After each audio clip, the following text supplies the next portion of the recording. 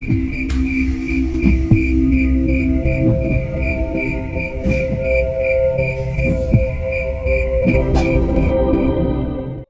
sedang sembunyi di balik awan hitam. Langit pun menangis sepanjang sore itu. Hujan itu menari-nari di atas genteng, mengantarkan senandung rindu yang mengingatkanku akan dirinya. Adelia, Adelia. Tetapi khayalanku pun mulai buyar akibat dari suara langkah kaki yang muncul tiba-tiba. Sepertinya orang yang kunantikan akhirnya telah tiba. Pada saat itu Steven sedang mengenakan belangkon hitam beserta dengan pakaian adat Jawa yang lengkap dari atasan sampai bawahan. Semua itu dipinjamkan oleh Putra selaku paranormal yang asli. Kami duduk di lantai yang beralaskan karpet. Di depan kami juga ada sebuah meja yang dipenuhi dengan alat-alat ritual beserta keris yang tertancap dengan tegak. Aku pun berbisik pelan kepada Steven yang sedang berada di sampingku. 3, 2, 1, action. Bisikku menderukan gaya sutradara film. Pintu kamar pun perlahan mulai terbuka, menampakkan figur Dipa, Yuda, dan Bagas yang sedang diarahkan oleh Putra untuk masuk ke dalam kamar. "Permisi mbah, ini ada tamu yang mau berobat," ucap Putra dengan nada yang sopan. "Ya, silahkan masuk," balas Steven dengan suara yang serak. Sebenarnya mendengar suaranya itu saja hampir membuatku melepas tawa. Aku pun spontan berusaha sebisa mungkin mengatur pernapasanku agar bisa lebih tenang. Sedangkan di sisi lain, Bagas, Dipa, dan Yuda masuk ke dalam ruangan dengan langkah yang berhati-hati. Sampai akhirnya, mereka pun berdiri persis di hadapan kami berdua. Ekspresi Dipa dan Yuda tampak heran dan kurang percaya saat sedang memandang Steven. Sebab, jika dilihat dari tampang saja, Steven memang masih tampak sangat muda. Tidak seperti dukun-dukun tua yang sudah ubanan seperti yang ada di bayangan mereka. Jika aku perhatikan lebih dekat, Dipa dan Yuda tampak sangat kurus dibandingkan saat terakhir kali kami bertemu di klub. Wajahnya juga lesu dan pucat. Kantung matanya pun sudah tampak menghitam. Bisa dibilang penampilan mereka tampak sangat acak-acakan saat itu. "Kalian bawa rombongan aja ke sini?" tanya Steven dengan mata yang membelalak, berusaha untuk tampak segarang mungkin. Sepertinya dia sangat mendalami karakter saat menjadi seorang dukun. Kami cuma bertiga aja kok mbah," Bagas menjawab pelan. Steven seketika tertawa terbahak-bahak setelah mendengar ucapan dari Bagas. Dipa dan Yuda pun tampak heran dan takut saat menatap Steven yang sedang tertawa histeris bagaikan orang gila. Dipa dan Yuda pun tampak heran. Steven berhenti tertawa. Muncul senyuman menyeringai yang terpapar di wajahnya. Lalu dia pun berkata, "Di depan rumah ini sudah ada ratusan jin yang lagi nyariin kalian." Dipa dan Yuda langsung tampak panik setelah mendengar ucapan Steven. Mereka tak bisa menyembunyikan ketakutan dan kegelisahan yang muncul dari tubuh dan wajah mereka. "Duduk," perintah Steven sambil memejamkan kedua matanya. Bagas, Dipa, dan Yuda pun langsung menuruti perkataannya dengan cepat. Mereka langsung mengambil posisi duduk bersila di karpet, masih dengan raut wajah yang penuh kegelisahan. "Bah, saya minta tolong banget. Tolong usirin setan-setan yang gangguin saya, mbah," ucap Dipa dengan raut wajah memelas. "Memangnya kamu tahu penyebab kenapa mereka sampai gangguin kamu?" tanya Steven dengan raut wajah yang serius. Enggak mbah," jawab Dipa dengan raut wajah dan nada suara yang ragu-ragu. "Kamu mau tetap bohong? Atau perlu saya saja yang ucapin penyebabnya?" ancam Steven. Dipa hanya bergumam pelan, tak berani membalas ucapan dari Steven. "Ada yang gak senang sama kita mbah. Kemarin dia sempat mengancam kita berdua," kata Yuda membantu Dipa yang sedang tak bisa berkata-kata. "Yakin cuma itu saja?" tanya Steven dengan senyuman yang penuh arti. Yuda tampak bingung. Lalu perlahan dia menjawab, Iya mbah, setahu saya cuma dia saja." Steven lalu tertawa terbahak-bahak lagi. Aku yang ada di sampingnya pun terkagum melihat aktingnya yang tampak natural. Tiba-tiba Bunyi lonceng muncul dari arah pintu masuk rumah Putra. Mereka mau nerobos masuk buat nyariin kalian tuh. Steven lalu tersenyum menyeringai. Dipa dan Yuda pun tatap-tatapan satu sama lainnya. Mereka tampak sangat ketakutan. Sampai-sampai sekujur badan mereka gemetaran. Tolong mbah, kita udah gak kuat digangguin terus mbah, ucap Dipa sambil memohon-mohon. Iya mbah, tolongin kita mbah, timpal Yuda dengan suara yang lesu.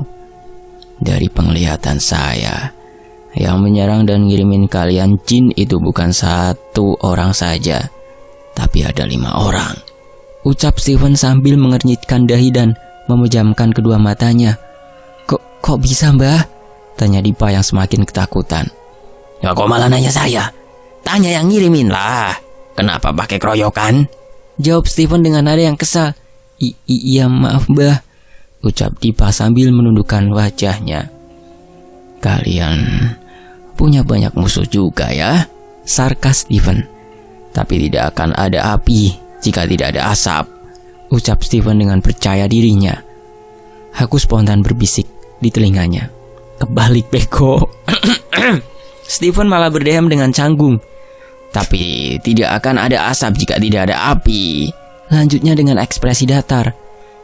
Kalian pasti berbuat salah sama banyak orang, kata Steven sambil menatap mereka dengan tajam. Dipa dan Yuda hanya bisa diam, tak merespon ucapan dari Steven sama sekali. Kalian mau ngaku atau tidak?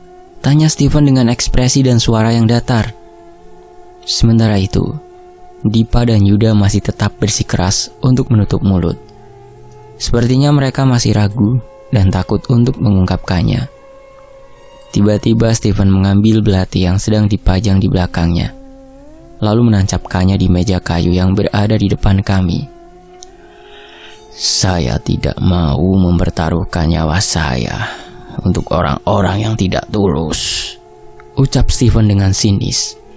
Dipa dan Yuda pun semakin panik dan gelisah sambil menatap satu sama lainnya. Kalian boleh keluar sekarang, kata Steven datar sambil memalingkan wajahnya. Melihat sikap Steven yang acuh tak acuh, mereka pun akhirnya mau mengakuinya. Kami bersetubuh sama adiknya yang mengancam kami, mbah. Dipa menundukkan wajahnya. Tapi Steven tidak puas dengan jawaban mereka. Cuma satu saja? Tanya Steven sambil menatap mereka secara berganti-gantian. Dipa dan Yuda mengangguk pelan, berusaha untuk menipu Steven. Coba bohong lagi, biar tak kepruk dasmu, bentak Steven sambil mengangkat sendalnya. Aku berusaha sebisa mungkin untuk menahan tawaku, sebab ucapan Steven barusan tak ada logat Jawa-Jawanya sama sekali. Tak kepruk dasmu. Maaf mbah, ucap Dipa dan Yuda sambil menundukkan kepalanya. Saya kasih kesempatan terakhir. Kalau masih tidak mau jujur, keluar saja dari sini, balas Steven dengan tegas. Ada beberapa cewek mbah, ucap Yuda dengan ragu-ragu. Yang kalian ancam dan ruda paksa ya? Tanya Steven sambil tersenyum menyeringai. Dipa dan Yuda saling bertatapan. Dari ekspresi wajahnya mereka sepertinya tak menyangka Steven akan berbicara secara belak-belakan seperti itu. Akhirnya mereka pun mengangguk pasrah ke arah Steven. Iya atau tidak? Bentak Steven. Iya mbah, ucap Dipa dan Yuda terbata-bata. Untungnya itu bukan anak saya. Kalau itu anak saya, kalian mungkin sudah mati tanpa ninggalin jejak, ucap Steven sambil menggeleng-gelengkan kepalanya. Tapi karena kalian udah mau jujur, saya bakal bantu kalian, lanjut Steven memberi mereka harapan. Makasih banyak bah, makasih, balas Dipa dan Yuda sambil tersenyum lega. Tapi ada syaratnya, potong Steven tiba-tiba. Dipa dan Yuda pun langsung terdiam. Senyuman di wajah mereka pun menghilang. Yang ada hanyalah pandangan was-was saat menatap Steven. Syaratnya apa mbah? Tanya Bagas dengan sopan, berusaha untuk menengahi.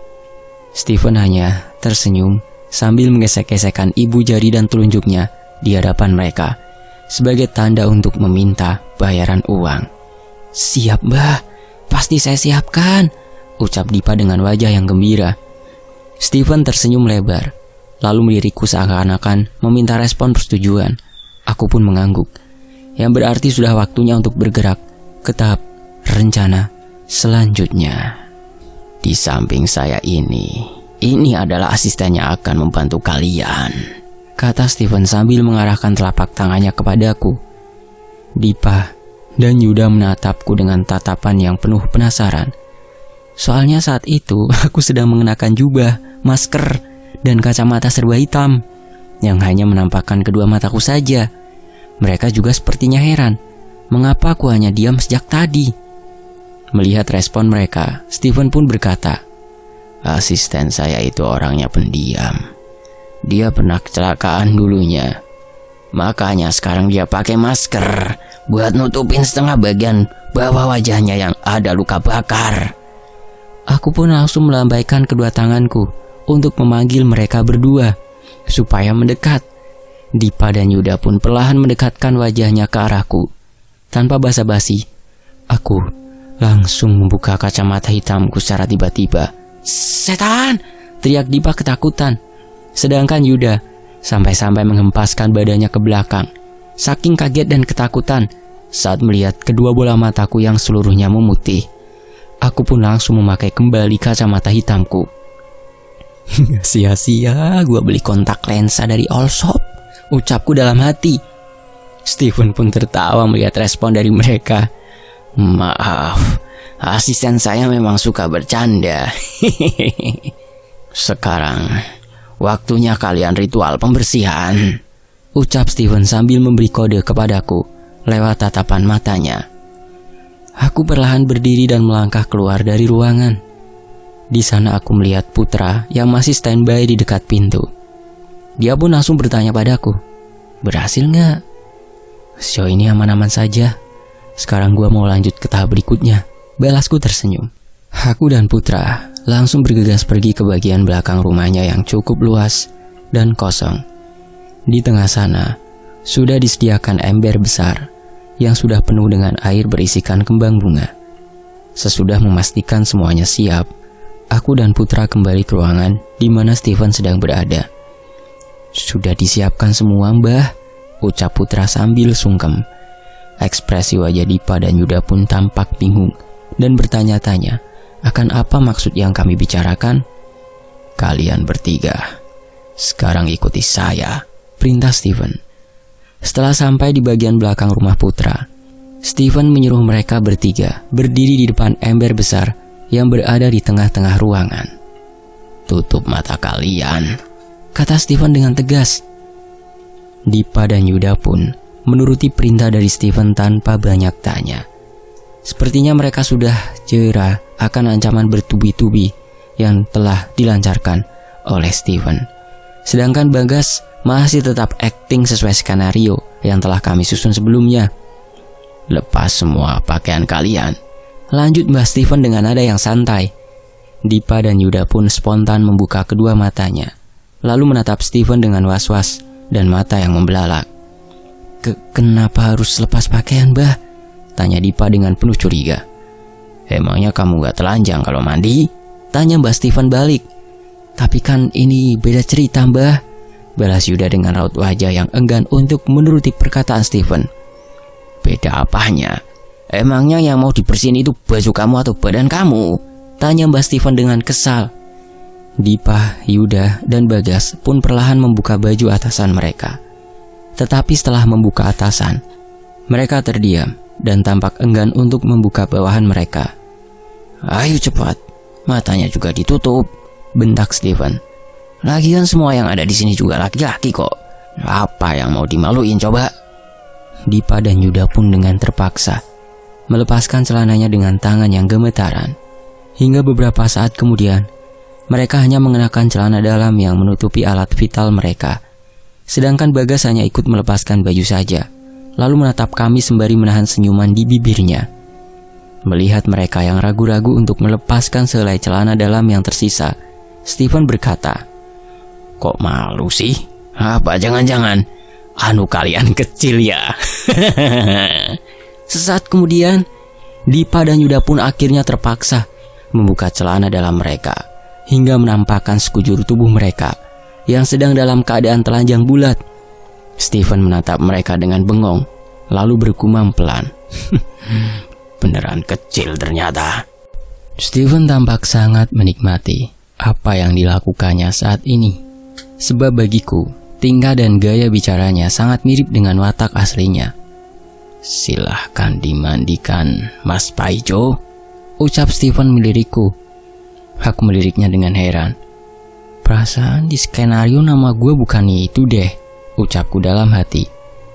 Dengan terpaksa, aku melangkah mengambil gayung yang ada di dalam ember, lalu menyirami seluruh badan mereka bertiga dengan air kembang 7 rupa.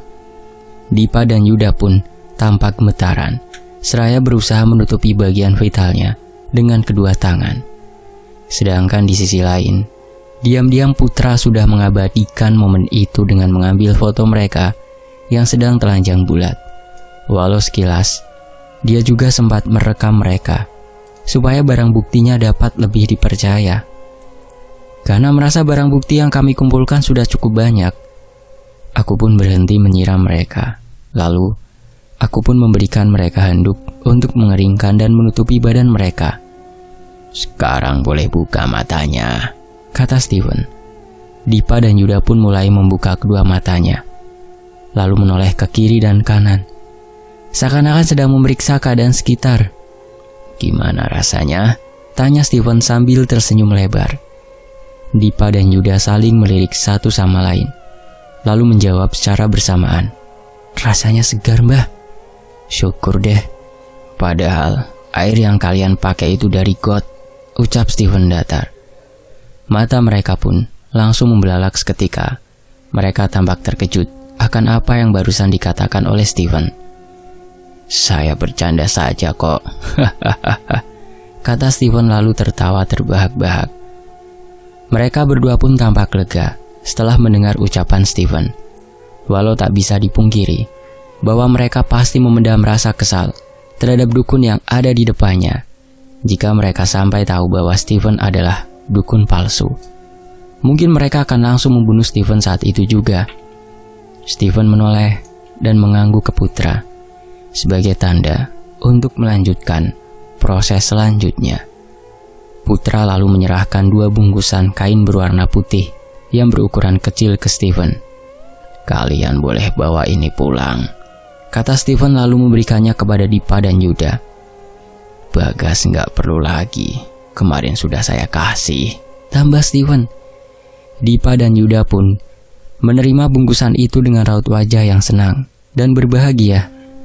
Sepertinya mereka berpikir bahwa ada yang diberikan Steven itu adalah jimat untuk menangkal makhluk halus yang menyerang mereka.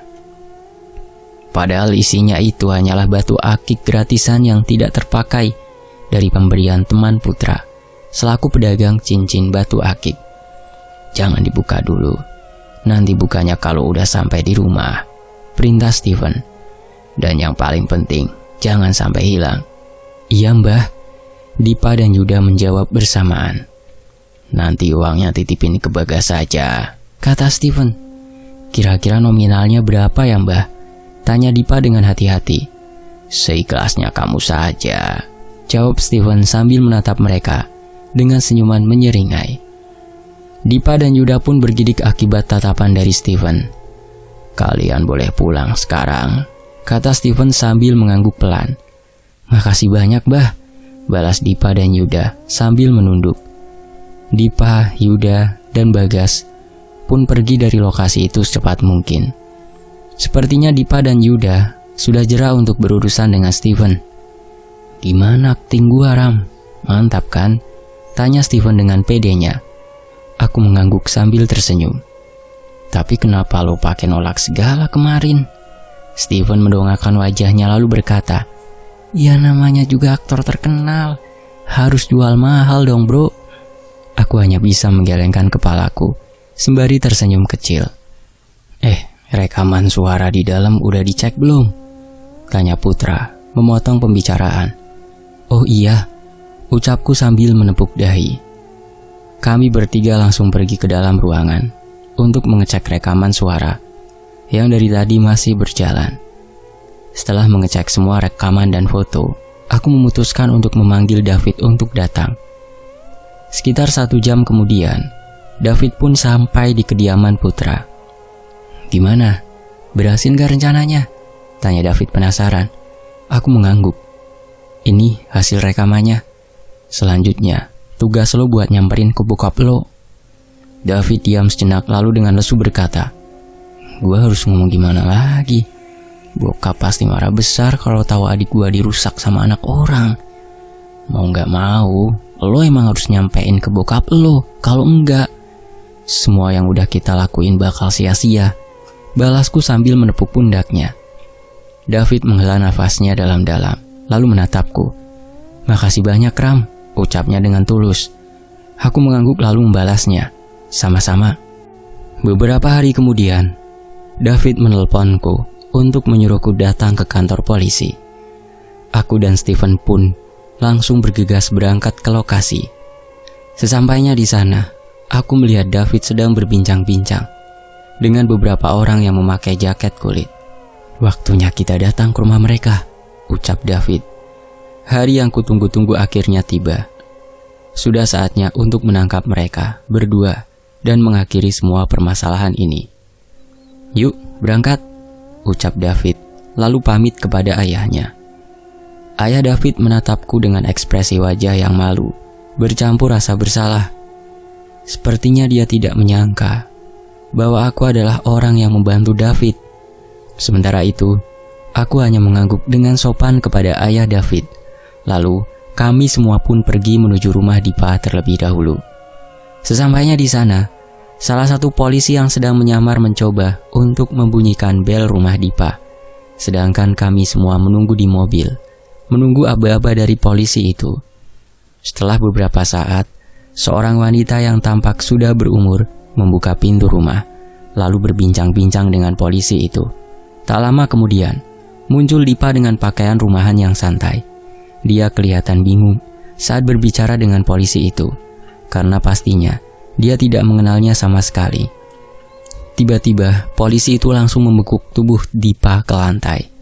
Begitu juga dengan polisi lainnya, yang mulai berlarian dari mobil menuju rumah Dipa.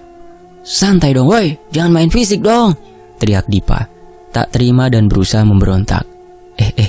Ini ada apa, Pak?" Wanita itu seketika panik. Wanita itu kian berteriak sambil berusaha membantu Dipa untuk melepaskan bekukan tubuhnya. Polisi yang menyamar itu lalu berkata, "Anak ibu tersangka atas pemerkosaan, jadi mohon kerjasamanya untuk tidak mengganggu tugas kami, Bu." Mendengar penjelasan polisi itu, membuat Dipa terdiam seketika. Matanya sampai membelalak saking kagetnya. "Buktinya mana, Pak? Bapak dapat perintah dari siapa? Ada izinnya tidak?" tanya wanita itu dengan histeris. "Jangan macam-macam sama saya loh, Pak," ancamnya. "Nanti bisa kami jelaskan lebih detail lagi di kantor polisi, Bu. Sekarang anak ibu akan kami bawa terlebih dahulu. Mohon kerjasamanya," balas polisi itu dengan tegas. Wanita itu masih tidak mau menyerah dan berusaha untuk melepaskan bekukan Dipa dengan sekuat tenaganya. Tapi apa daya, dia tidak bisa berbuat apa-apa sebab sudah dihalau oleh beberapa polisi lainnya. "Kami permisi dulu, Bu," ucap polisi itu, lalu pergi meninggalkan lokasi. Untuk menjaga agar penghuni rumah ini tidak memberi kabar kepada Yuda, beberapa polisi tetap tinggal untuk memantau semua penghuni rumah itu. Kami langsung bergegas pergi menuju lokasi rumah Yuda secepat mungkin. Untungnya, aku berada di mobil yang berbeda dari Dipa. Jadi, dia tak akan mengetahui eksistensiku yang selama ini telah mempermainkannya. Jika dia tahu, aku hanya khawatir akan balas dendamnya yang bisa berimbas kepada keluargaku atau orang terdekatku. Jadi lebih baik aku tetap bersembunyi dan meminimalisir kemungkinan terburuk yang akan terjadi. Sekitar 20 menit kemudian, akhirnya kami sampai di depan rumah Yuda. Rumah Yuda bisa dibilang jauh lebih kecil dibandingkan rumah Dipa. Bahkan lingkungannya saja tampak sangat berbeda drastis.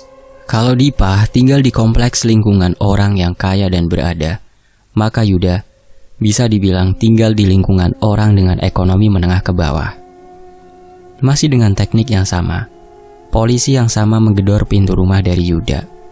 Beberapa saat kemudian, tampak seorang wanita yang tidak asing membuka pintu rumahnya. Semakin lama aku perhatikan, aku merasa pernah bertemu dengan wanita itu di suatu tempat. Aku memejamkan mataku sesaat, mencoba untuk menjelajahi memoriku sedalam mungkin, hingga akhirnya aku mengingat sebuah kafe, tempat di mana saat aku dan Putra bertemu untuk pertama kalinya. Aku pun bertanya-tanya dalam hatiku, apa sebenarnya dia punya hubungan keluarga dengan Yuda? Aku tak menyangka akan bertemu dengannya lagi dalam situasi yang buruk seperti ini. Tak lama kemudian, Yuda muncul dengan penampilan yang acak-acakan, sambil mengusap-usap matanya. Sepertinya dia baru saja bangun dari tidurnya, tetapi nasib Yuda juga berakhir sama dengan Dipa. Baru beberapa detik saja muncul ke permukaan, polisi itu langsung membekuk tubuhnya ke lantai. Orang-orang juga mulai beramai-ramai datang menyaksikan kejadian itu. Suara kegaduhan masyarakat sekitar pun mengiringi prosesi penangkapan itu. "Ah!" teriak Yuda kesakitan karena tubuhnya dibanting ke lantai. "Ada apa ini, Pak? Kok kakak saya digituin?" tanya Nadia panik. "Kakak Anda sudah ditetapkan sebagai tersangka pemerkosaan," jawab polisi itu dengan tegas. Nadia tampak syok mendengar jawabannya. "Itu bohong kan, Kak?" tanya Nadia dengan ekspresi yang seakan-akan tidak percaya. Yuda hanya diam, tak membalas ucapan Nadia. Dia hanya menunduk, berusaha memalingkan wajahnya dari tatapan mata Nadia. "Nanti Anda bisa langsung datang ke kantor polisi untuk kejelasannya," kata polisi itu, lalu bersama beberapa polisi lainnya menyeret Yuda ke dalam mobil. Badan Nadia seketika terhuyung lemas dan akhirnya terjatuh ke lantai. Dia menggeleng-gelengkan kepalanya, layaknya tak percaya akan tuduhan yang diajukan kepada kakaknya. Aku hanya bisa menghela nafas panjang. Sebenarnya aku tak tega melihat keadaan Nadia. Namun mau bagaimana lagi? Semua ini adalah hukuman yang memang seharusnya diterima kakaknya. Setelah penangkapan itu akhirnya berhasil dilakukan, kami langsung kembali menuju kantor polisi. Mereka berdua pun diinterogasi sebelum dimasukkan ke dalam sel tahanan. Namun tak lama kemudian, kedua orang tua Dipa pun muncul di kantor polisi. "Anak saya ada di mana?" tanya ayah Dipa dengan nada yang tinggi. "Sebentar ya, Pak. Anak Bapak sedang ditanyai hal-hal yang berkaitan dengan kasusnya," jawab salah satu polisi yang bertugas. "Saya mau tahu siapa orang yang sudah melaporkan anak saya?" tanya ayah Dipa sambil melirik satu persatu orang yang berada di sana. "Maaf, Pak. Lebih jelasnya nanti dijelaskan oleh atasan saya," jawab polisi itu dengan ramah. "Cepat panggil atasan kamu. Saya mau tahu sekarang juga," bentak ayah Dipa. "Saya yang melaporkannya," ucap ayah David yang tiba-tiba muncul dari ruangan sebelah. "Oh, rupanya kamu ya. Kamu punya masalah apa sama saya?" ucap ayah Dipa dengan lantang. "Bukan masalah saya dengan Anda, tetapi ini masalah anak Anda yang bejat," jawab ayah David dengan suara yang tak kalah keras. "Kalau anak saya memang salah, mana buktinya?" tanya ayah Dipa. Ayah David memberi kode kepada bawahannya. Tanpa basa-basi, salah satu polisi itu langsung memutar rekaman suara dari percakapan Dipa dengan Steven. Seluruh percakapan dari awal sampai akhir saat berada di rumah Putra kian terdengar. Pengakuan Dipa dan Yuda terdengar nyaring. Mendengar percakapan itu membuat wajah ayah Dipa memerah karena mencoba menahan emosi amarah yang hampir meletus. "Masih kurang jelas?" tanya ayah David sambil menunjukkan foto Dipa dan Yuda saat sedang menghadap wajah Steven yang disamarkan. Tanpa mengucapkan sepatah kata pun, ayah Dipa langsung pergi keluar dari kantor polisi bersama istrinya yang sudah berlinangan air mata. Aku akhirnya dapat menghela nafasku dengan lega. Sepertinya rencana yang kususun telah berhasil dengan sempurna. Aku, Steven, dan David pun spontan merangkul satu sama lainnya. Kami dapat merasakan kebahagiaan karena perjuangan yang kami lakukan ternyata tidak sia-sia. Tetapi tak ada gading yang tak retak. Rencana yang sudah kuanggap berjalan sempurna ternyata tidak berjalan sesuai dengan ekspektasiku. Sebab beberapa hari setelah Dipa dan Yuda ditahan, David tiba-tiba menelponku dengan suara yang panik. "Dipa sama Yuda dibebasin, Ram." "Dibebasin? Kok bisa? Jadi sekarang gimana?" tanyaku bertubi-tubi, saking terkejutnya. Bokapnya Dipa itu ternyata salah satu perusahaan besar, Ram. Dia punya koneksi sama polisi yang pangkatnya lebih tinggi dari bokap gua, jawab David lesu. "Walaupun pangkatnya lebih tinggi, bukannya buktinya itu udah jelas buat penjarain mereka?" tanyaku. "Buktinya nggak begitu kuat, Ram. Soalnya itu hanya dari perkataan saja. Gak ada pengakuan yang jelas dari korban. Tuduhannya jadi dianggap nggak valid," jawab David. Aku terdiam seketika. "Kira-kira lo ada rencana lagi nggak, Ram?" tanya David pelan tak bersemangat. "Pasti abis ini mereka bakal nyoba nyebarin aib adik gua." "Sebentar ya, gua coba tenangin diri sama mikir dulu," ucapku lalu menarik nafas dalam-dalam. "Oke," jawab David singkat. Sesaat kemudian, setelah perasaanku mulai bisa cukup tenang, aku pun mencoba mengajukan rencanaku. "Foto tanpa busana dari Dipa dan Yuda. Lo jadiin senjata buat ngancem mereka lagi, supaya mereka gak bakal nyebarin tentang adik lo," ucapku secara perlahan. "Soalnya untuk saat ini, kita butuh ngulur waktu buat nyusun rencana." "Oke, tapi cuma itu aja?" tanya David. Aku memejamkan mataku, berusaha memikirkan apa saja yang penting dilakukan untuk saat ini. "Kabarnya Bagas gimana?" tanyaku balik. "Dia lagi coba menghindar dari Dipa sama Yuda, Ram. Soalnya mereka udah curiga sama si Bagas, karena yang rekomendasiin dukun ke mereka kan si Bagas awalnya," jelas David. Aku pun menjadi bingung, sebab orang yang bertugas sebagai mata-mata telah ketahuan. Jika tidak ada Bagas, otomatis masalah ini akan semakin sulit untuk dipecahkan. Kalau temen nongkrong sih ada.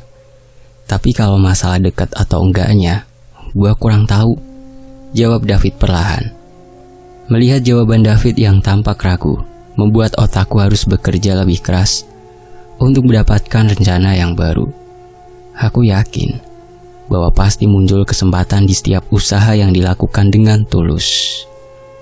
Menuntaskan masalah ini dengan metode gaib bukanlah pilihan yang bijak, karena aku sadar, sekalipun aku sampai membunuh Dipa dan Yuda, para korban tidak akan bisa mendapatkan rasa keadilan dan ketenangan di dalam batinnya. Mentok-mentok, aku hanya akan menggunakan metode gaib untuk menyerang sisi mental mereka, agar emosi dan tindakan mereka lebih mudah kuprediksi. Jadi, aku harus tetap memilih untuk mencari solusi melalui hukum manusia. Sanksi sosial harus diterapkan agar para korban bisa menyaksikan langsung hukuman dan penderitaan yang akan dialami oleh Dipa dan Yuda. Mumpung mereka tidak mengetahui eksistensiku yang bekerja di balik layar, aku terpaksa harus turun ke lapangan untuk menjalankan rencana baruku. Sementara ini, lo alihin perhatian mereka dulu aja. Nanti kabarin semua perkembangannya, ucapku. Oke, balas David. Panggilan itu pun kami sudahi. Aku mulai membuka kontak yang berada di ponselku, lalu mengetikkan nama Nadia di sana. Kutekan nama itu, lalu kutatap dalam beberapa saat.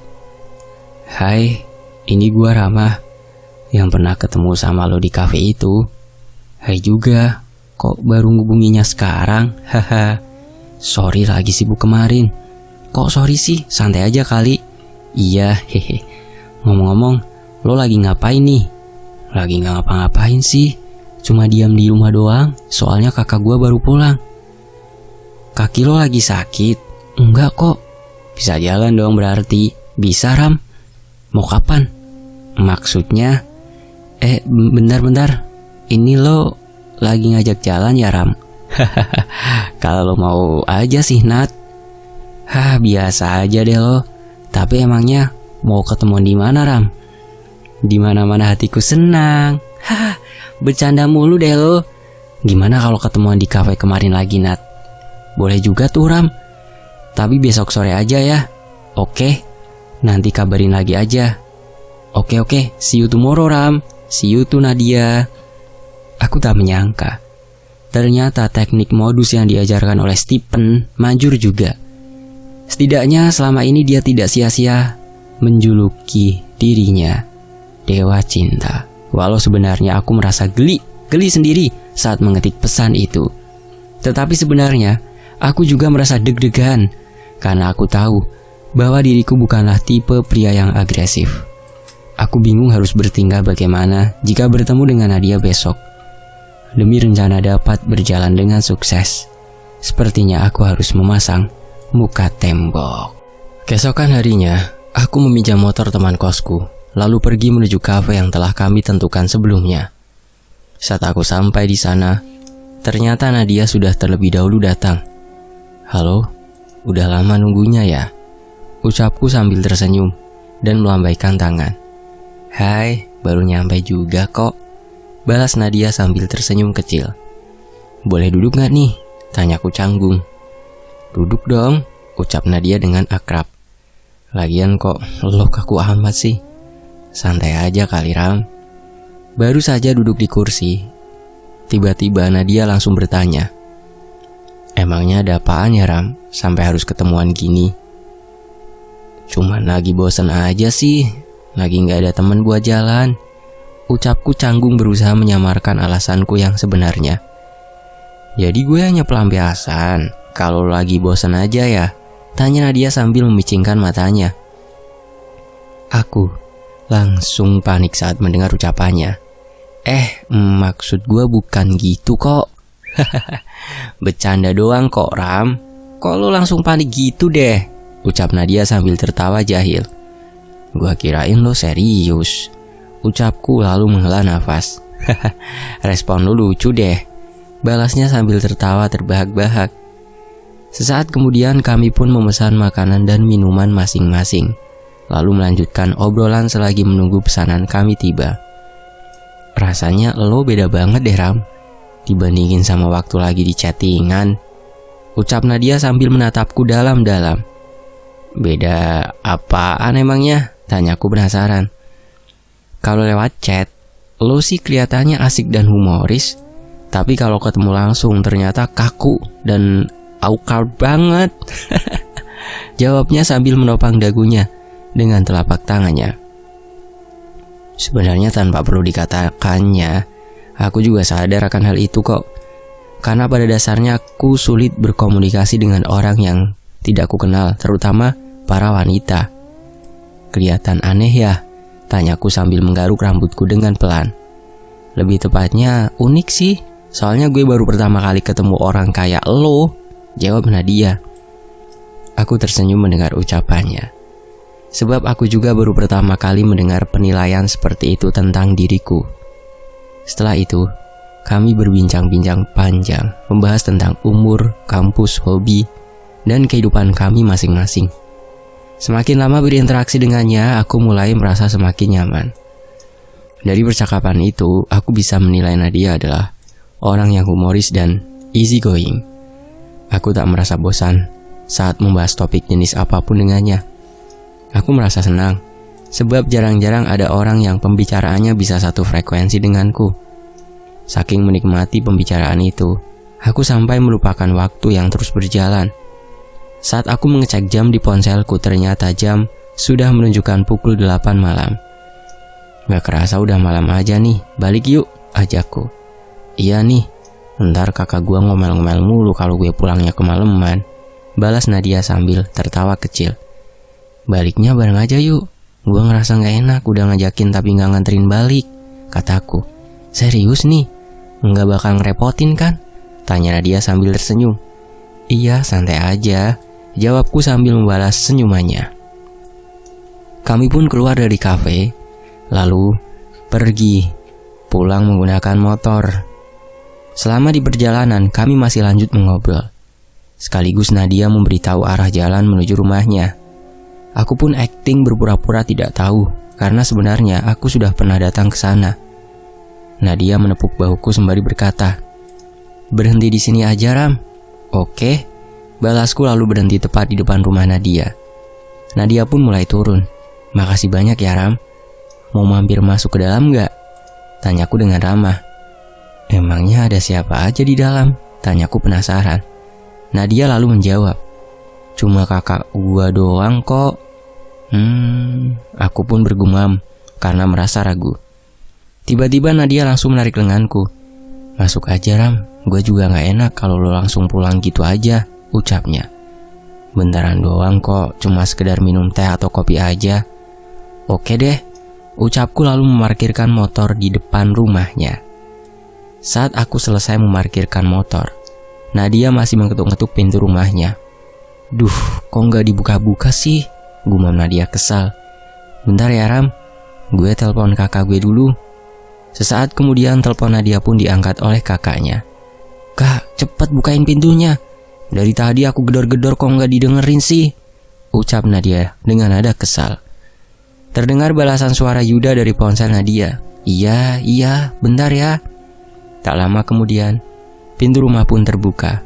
Yuda muncul dari balik pintu lalu menatapku kaget. Sepertinya dia masih mengingat wajahku. Nadia lantas mempersilahkanku dengan ramah. Yuk, masuk, Ram. Aku mengangguk pelan. Iya, Nat. Sementara itu Yuda masih terdiam, melihatku dengan ekspresi bengongnya. Aku hanya bisa tertawa dalam hati. Sepertinya dia bisa mati jantungan bila aibnya ku bongkar saat itu juga. Kak, kenapa sih? Kok bengong gitu? Tanya Nadia heran. Yuda kembali sadar lalu membalas pelan. Enggak apa-apa kok. Nadia tampak tak terlalu memperdulikan respon dari Yuda. Lalu dia pun membimbingku masuk ke dalam rumahnya. Duduk, Iram, ucap Nadia sambil mengarahkanku ke sofa yang ada di ruang tengah. Lo mau minum kopi apa teh? Teh aja, Nat, balasku singkat. Oke deh, tunggu bentar ya. Nadia lalu pergi meninggalkanku di ruang tamu sendirian. Tiba-tiba Yuda muncul lalu duduk di sofa yang berada di seberangku. Lo siapanya adek gua? Tanya Yuda tanpa basa-basi. Menurut lo? Tanya aku balik sambil tersenyum. Gue nanya serius, woi, bentak Yuda. Sekarang cuman temen doang kok, tapi gak tahu kalau nanti. Balasku sambil tersenyum jahil. Lo maunya apa? Tanya Yuda yang tampak sudah mulai emosi. Apa ya? Ucapku sambil mengusap-usap daguku. Gimana kalau gua nyebarin aib lo ke Nadia? Yuda tampak panik seketika lalu berkata, lo bisa hancurin gua, tapi jangan sampai bawa-bawa keluarga gue, tai. Yakin nih, lo berani pegang omongan lo nggak? Tanyaku dengan serius. Yakin, jawabnya dengan percaya diri. Gimana kalau gua suruh lo buat bunuh diri sekarang? Ucapku dengan santai. Yuda langsung meraih kerah bajuku. Tai lo ya, lo datang ke sini cuma buat ngancam gua doang. Terus lo bisa apa sekarang? Tanyaku dengan nada yang datar. Yuda pun langsung mengarahkan tinjunya ke wajahku. Tetapi sebelum tinjunya berhasil mendarat dengan sukses, tiba-tiba muncul suara Nadia dari belakang Yuda. Kalian pada kenapa nih? Tanya Nadia dengan nada yang bingung. Yuda pun spontan menurunkan tangannya yang hampir melayang ke wajahku. Nadia tampak mulai mengernyitkan dahinya lalu bertanya, Kakak mau mukulin Rama ya? Yuda pun seketika tampak panik setelah mendengar pertanyaan yang diluncurkan oleh Nadia. Keringat dingin pun mulai muncul dan menetes dari dahinya. Oh enggak kok, kakak cuma mau ngecek merek bajunya doang. Dengan terpaksa Yuda memasang senyuman lebar di bibirnya. Nadia pun seketika memelototi Yuda. Sepertinya dia tahu bahwa Yuda sedang berbohong. Dan anehnya lagi, Yuda juga ketakutan saat Nadia memelototinya. Jangan sampai aku marah loh, Kak, ancam Nadia. Iya, balas Yuda dengan lesu, lalu pergi meninggalkan kami berdua di ruang tamu. Kamu diancam sama kakak aku ya, Ram? Tanya Nadia dengan ekspresi wajah yang menunjukkan rasa bersalah. Nadia menghela nafasnya, lalu lanjut berkata, Sorry ya, Ram, kakakku emang orangnya gitu. Dia overprotective banget. Soalnya asal ada cowok yang dekat sama aku pasti digangguin sama dia. Oh gitu, ucapku sambil mengangguk. Ngomong-ngomong, bokap nyokap lo kok nggak kelihatan, Nat? Tanyaku penasaran. Nadia diam sejenak, lalu menjawab pelan. Bokap nyokap gue udah gak ada, Ram. Sorry banget, Nat. Ucapku pelan, berusaha meminta maaf. Gak apa-apa kok, Ram, balas Nadia pelan. Sebenarnya bokap nyokap gue 3 tahun lalu meninggal karena kecelakaan. Makanya semenjak itu kakak gue jadi overprotective banget. Mungkin karena cuma gue satu-satunya keluarga yang dia punya sekarang. Aku tertegun mendengar cerita dari Nadia. Sebab aku tak menyangka bahwa dia dan Yuda berada pada situasi ini. Aku mulai menjadi bingung. Kenapa Yuda tega merusak hidup wanita lain? Padahal dia juga memiliki adik yang juga seorang wanita. Apa dia tidak takut bila hal yang sama akan terjadi pada adiknya sendiri? Sorry Nat, jadi ngungkit ingatan buruk lo lagi. Ucapku merasa bersalah. Iya, gue maafin deh, biar nggak ngomong sorry mulu. Balas Nadia sambil tersenyum. Ngomong-ngomong, lo udah punya pacar belum, Ram? Tanya Nadia sambil menatapku serius. Belum punya, jawabku singkat. Emangnya kenapa? Jangan-jangan lo naksir sama gue? Tanyaku dengan niat bercanda. Ya elah, GR banget sih lo, Ram. Balas Nadia dengan kesal.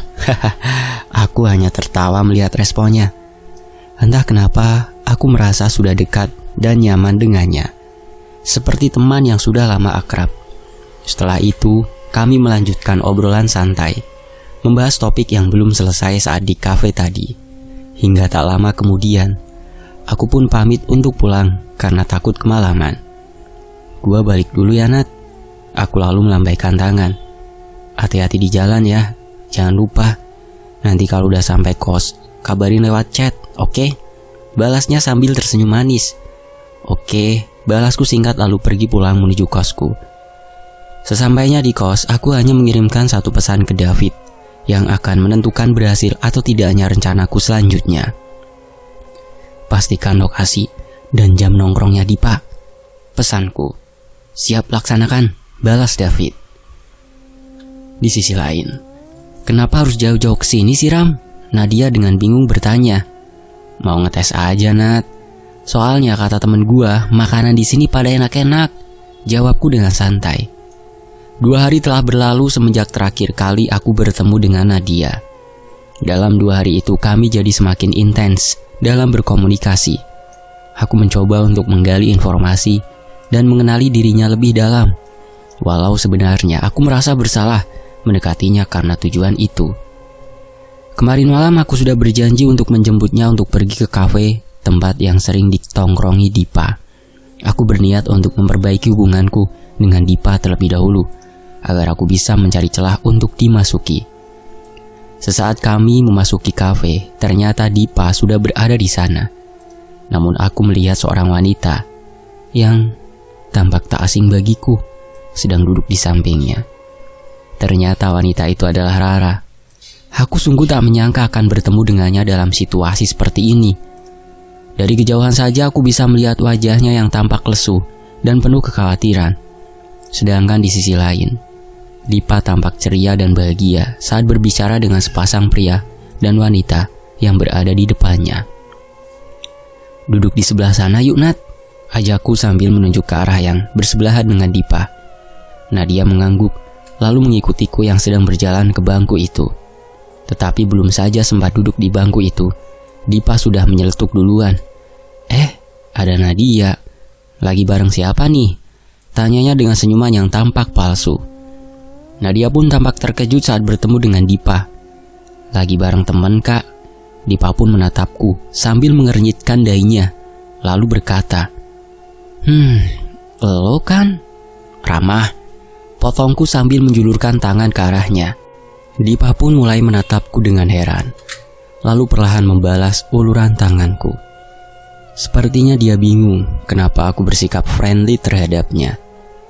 Tidak seperti terakhir kali kami bertemu, di mana aku sedang mempermalukannya di depan umum.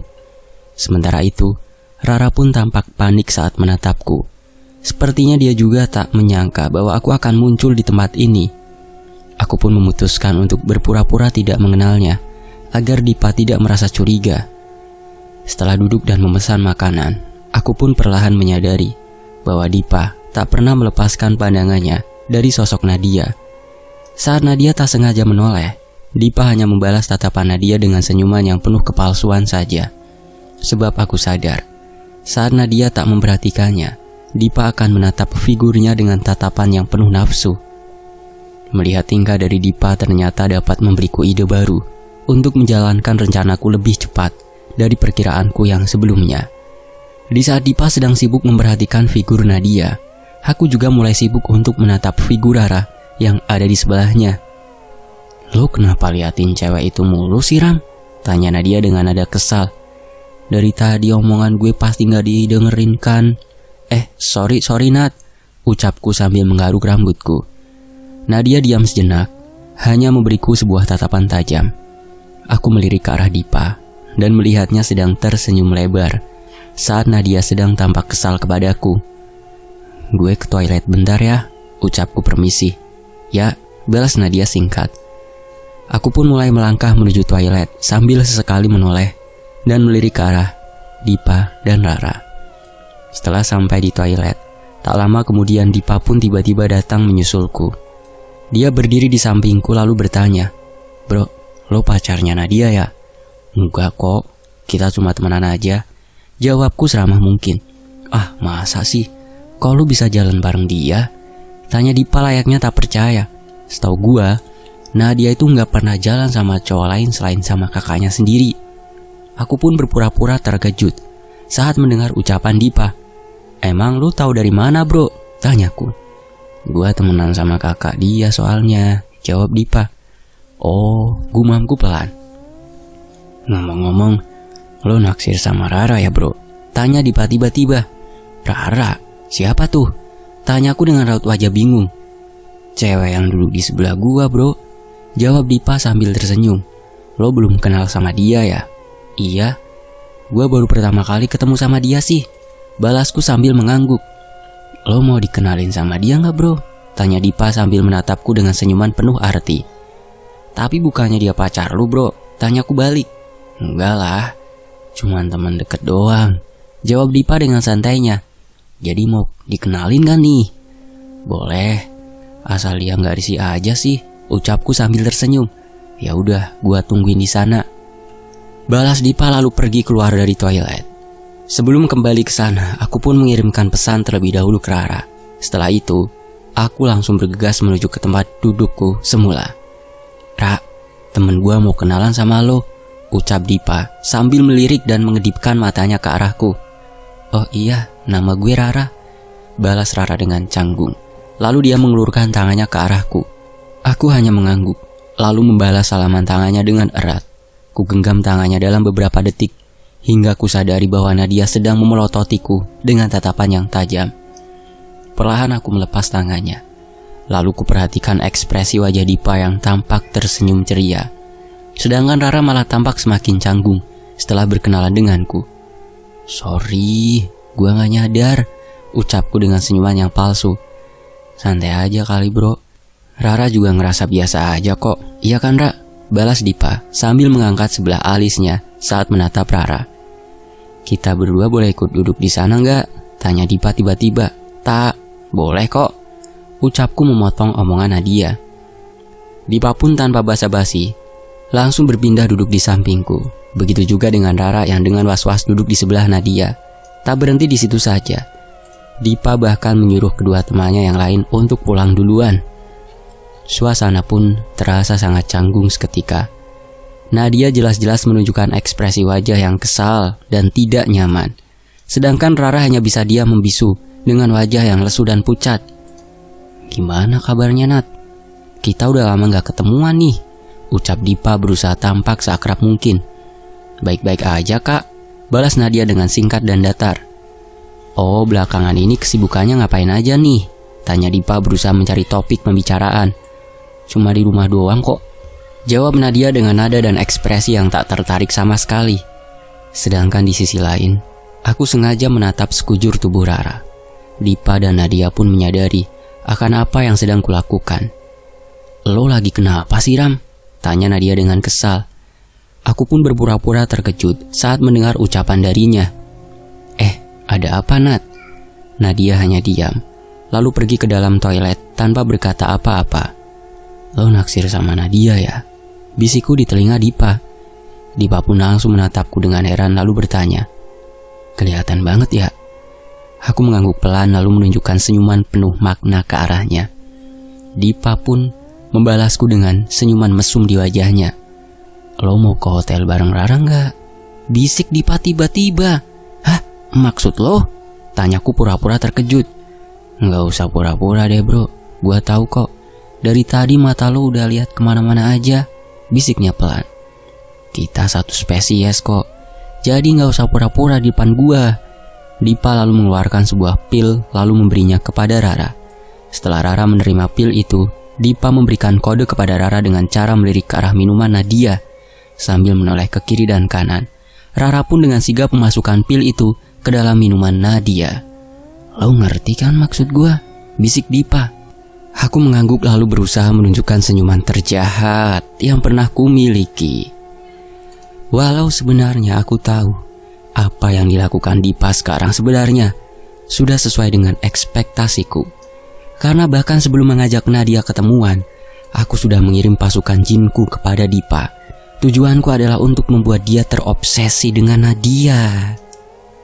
Jadi, mulai dari bangun tidur hingga sampai dia berada di alam mimpi, Dipa akan selalu terbayang-bayang akan figur Nadia. Walau sebenarnya itu hanyalah tipu daya dan bisikan dari para bangsa jin. Tiba-tiba, ponselku berbunyi, tanda ada notifikasi pesan yang masuk. "Kita pulang aja yuk Ram." Pukul 16.50, Nadia mengechat aku. "Iya Nat, tapi kita basa-basi dulu sama Dipa. Habis itu baru kita langsung pulang, oke?" balasku. "Siapa Ram?" tanya Dipa penasaran. "Ini chat dari temen doang," jawabku. "Oh." Dipa langsung memalingkan wajahnya menuju arah toilet, berusaha untuk mencari keberadaan Nadia. Tak lama kemudian, Nadia pun akhirnya muncul dan kembali dari toilet. Setelah itu kami hanya ngobrol basa-basi untuk menghabiskan waktu. Nadia pun sesekali menghisap minuman yang ada di depannya. "Ram, gua pusing nih, pulang aja yuk," bisik Nadia dengan lesu. Aku dan Dipa pun menyadari bahwa efek obatnya telah bekerja. Dipa pun tersenyum lebar saat memandang figur Nadia, bagaikan seorang hewan yang sedang menatap mangsanya. "Ayo," balasku singkat. "Gua balik duluan ya bro." Tapi baru saja berjalan beberapa langkah, tiba-tiba Nadia terjatuh dengan lemas. Untungnya aku langsung refleks menangkapnya sebelum sempat mendarat ke lantai. Perasaannya bercampur aduk pun timbul di hatiku, karena aku sadar bahwa apa yang kulakukan kepada Nadia saat ini adalah salah. Namun demi keberhasilan rencanaku, aku siap untuk menerima konsekuensinya nanti. Dipa pun langsung berpura-pura panik dan berusaha membantuku memapah Nadia ke dalam mobilnya. Begitu juga Rara yang hanya diam membisu sambil mengikuti kami dari belakang. Setelah sampai di mobil, Dipa pun langsung memberitahuku untuk mengikuti mobilnya dari belakang. Aku pun menyetujuinya tanpa banyak tanya. Hingga beberapa saat kemudian, sampailah kami di sebuah jalan yang sangat sepi, yang tampaknya jarang dilewati oleh orang lain. Lewat jendela mobilnya, Dipa pun langsung menyuruhku masuk ke dalam mobil. "Nih," ucap Dipa sambil memberiku sebuah kotak kecil yang berisikan kondom. "Apa nggak ada tempat lain bro?" tanyaku berusaha untuk mengulur waktu. "Lo nyuruh gua bawa cewek pingsan terang-terang gini ke hotel? Lo kira gua gila?" jawab Dipa sambil tertawa kecil. "Kenapa kagak di rumah lo aja?" tanyaku lagi. "Gua juga masih ngotak kali bro, bokap nyokap gua lagi ada di rumah soalnya," jawab Dipa. Aku lalu melirik Rara sambil bergumam. "Terus Rara?" "Pakai sesuka lo aja, dia bakal nurut kok," ucap Dipa dengan santainya. "Iya nggak Ra?" Rara pun memejamkan matanya sambil mengangguk pelan. Dia benar-benar tampak sangat tak berdaya di hadapan Dipa. Kasihan sekali Rara. Melihat Rara yang tak memberi perlawanan sama sekali, Dipa pun tertawa dengan puas. Dia mulai memandangi wajah Nadia sambil menjilat-jilat bibirnya sendiri. Sepertinya dia tidak bisa lagi menahan nafsu yang sudah menggebu-gebu di dalam dirinya. Dipa pun mulai membelai rambut Nadia, lalu mencium aroma tubuhnya. Perlahan-lahan dia mulai mencoba melepaskan kancing baju dari Nadia. Saat dia ingin menyentuh lebih jauh, aku pun langsung mengambil fotonya secara belak-belakan. Kenapa lo pakai foto segala, bro? Ucap Dipa dengan heran sambil berusaha meraih ponselku. Aku langsung sigap menghindarinya dan membuka pintu mobil secara tiba-tiba. Dipa pun spontan mengikutiku keluar dari mobil dan berusaha untuk mengejarku. Lo mau ngejebak gua ya? Bentak Dipa sambil melototiku. Kok lo takut difoto sih? Takut kesebar di sosmed ya? Tanyaku dengan senyuman jahil. Hapus gak? Bentaknya lagi. Ambil sendiri nih, kalau lo berani. Ejekku sambil tersenyum sinis. Dipa pun langsung menerjangku dengan tendangannya. Tapi aku dapat dengan mudah menghindarinya. Lalu aku langsung membalasnya dengan tinjuan tepat di tengah wajahnya. Mampus. Dia langsung terjatuh ke tanah sambil meraung kesakitan. Tai, teriaknya histeris. Tapi tak berhenti di situ saja. Aku langsung memijak-mijak tubuhnya untuk melampiaskan amarahku yang selama ini kupendam. Gara-gara lo, banyak anak orang yang hidupnya jadi hancur, tai, teriakku sambil memijak-mijak perutnya. Dipa hanya bisa tergeletak tak berdaya, tanpa bisa melakukan perlawanan sama sekali. Aku sebenarnya tak menyangka bahwa dia akan selemah ini. Ternyata kemampuannya tak sebesar omongannya. Aku lalu menduduki dadanya, lalu menjambak rambutnya. Sakit yang lo rasain sekarang gak sebanding sama rasa sakit yang mereka rasain, tai. Tiba-tiba muncul sebuah motor yang mulai menghampiri posisi kami. Ternyata orang yang muncul adalah orang yang sudah kutunggu-tunggu sejak tadi. Lo apain temen gua, tai? Teriak Yuda sambil berlari ke arahku. Aku hanya tersenyum, lalu berkata dalam hati, waktunya drama dimulai. Bersambung. Kasihan ya Nadia, cuman gua jadi bahan jebakan. Dan ini alurnya sangat epik sekali. Ngadu domba kedua pelakunya. Mantap nih Rama. Dan nanti bisa dipastikan nih, kedua sahabat mesum itu pun nantinya akan saling bermusuhan. Cerdik nih Rama. Kirain mau pakai cara diteror sama Mbak Kuntil dan kawan-kawan untuk membuat mereka berdua jerah. Ya begitulah komentar dari para akun yang menyimak di Kaskusnya Vikrama Nirwasita. Fakta sejarah pamit dulu, sampai jumpa di bagian berikutnya. Wassalamualaikum warahmatullahi wabarakatuh. Alhamdulillah. Terima kasih semuanya.